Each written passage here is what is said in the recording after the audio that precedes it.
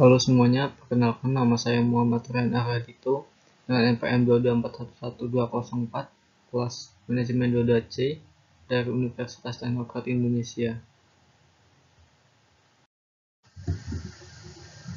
Manajemen modal kerja adalah alat dan teknik yang digunakan oleh perusahaan untuk memanfaatkan aset dan sumber daya ini sebaik-baik mungkin untuk memenuhi tujuan dan target perusahaan di proses pertahanan arus kas yang baik dan memenuhi semua kewajiban. Manajemen modal kerja terdiri dari dua unsur, yakni aktiva dan kewajiban lancar. Dalam dunia akuntansi, manajemen modal kerja adalah suatu strategi dalam memelihara tingkat keseimbangan aset lancar dan juga kewajiban lancar, seperti mengelola arus, kas, persediaan, serta utang dan piutang perusahaan. Manajemen modal kerja memiliki peran yang sangat penting dalam suatu bisnis. Setiap keputusan dari manajemen bisa berdampak secara langsung pada peningkatan laba risiko, penjualan dan juga harga saham perusahaan. Hal tersebut pun berhubungan langsung dengan penjualan yang meningkat serta dana yang diperlukan untuk biaya aktiva lancar.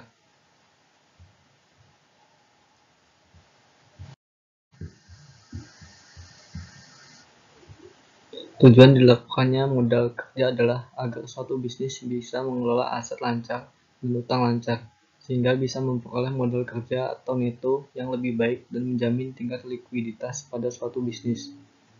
Aktiva lancar ini bisa berbentuk kas, sekuritas, piutang, persediaan, dan juga pendanaan yang diperlukan untuk mendukung aset lancar.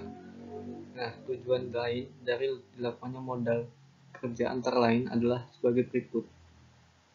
Yang pertama, memenuhi laba ataupun rugi suatu bisnis. Yang kedua, memaksimalkan dana dari pemilik saham karena mempunyai rasio keuangan yang lebih positif. Yang ketiga, mampu menghargai modal kerja agar pembayaran kebutuhan bisa dilakukan secara tepat waktu. Yang keempat, mampu melindungi perusahaan dan terjadinya krisis modal kerja.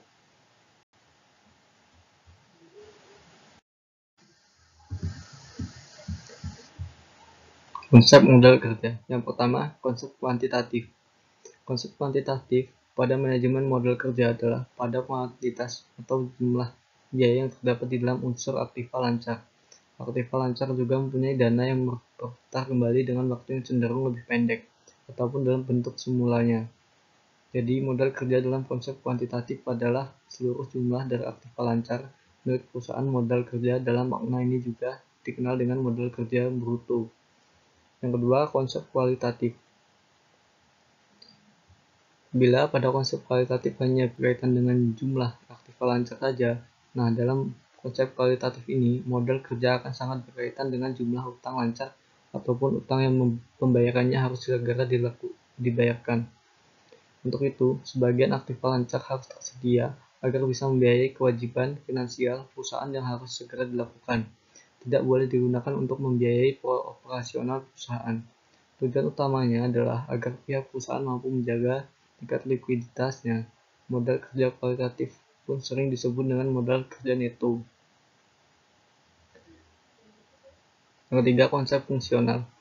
Dasar utama dalam konsep fungsional adalah biaya yang tersimpan sebagai modal dan juga dana yang dikeluarkan mempunyai fungsi dalam memperoleh pendapatan bisnis.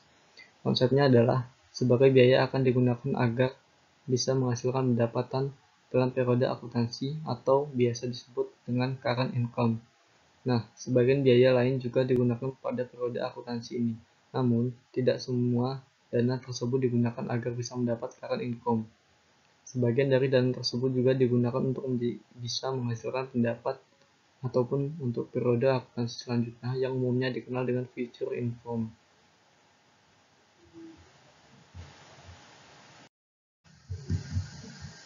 Selanjutnya, penentuan jumlah modal kerja.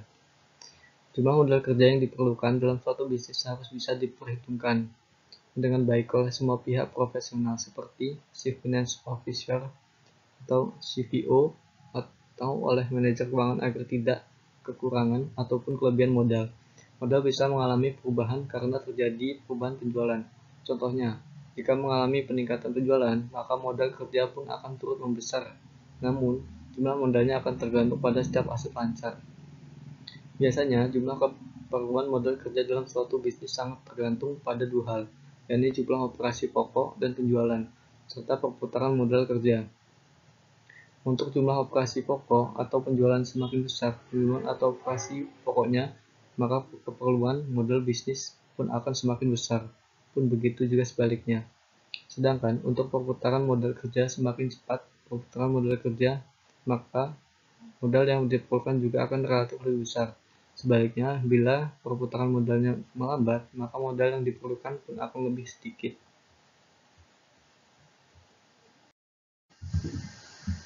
Jadi, manajemen modal kerja adalah suatu metode yang dilakukan untuk memelihara keseimbangan aset lancar dan juga kewajiban lancar, seperti untuk mengelola arus, kas, persediaan, dan utang serta piutang perusahaan.